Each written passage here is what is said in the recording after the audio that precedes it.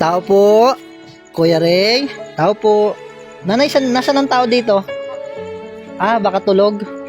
Tingnan nga natin sa loob. Tulog nga. Kuya Ray. Kuya Ray. Kuya Ray. Antok ka? Abalahin muna kita ng konti Bangon ka muna.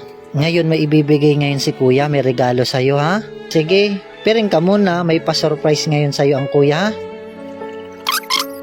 Ano Kuya Ray? Ready ka na bang makita yung regalo sa'yo ng Panginoon? Tanggalin mo na yung piring sa mata mo. Anong nakita mong regalo? Durabox po. Durabox? Pinili niyo po ito para po sa akin.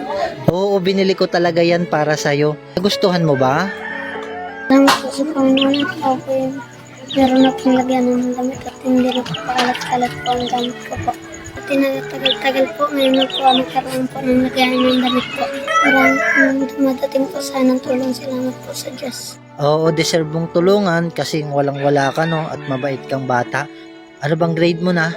6 po. Grade 6. Lagi po iniisip na wala pong dadating po sa ng tulong. Ngunit po, meron pong dumating po na tulong para po sa akin. Oo, kita kasi ng Diyos ang iyong paghihirap.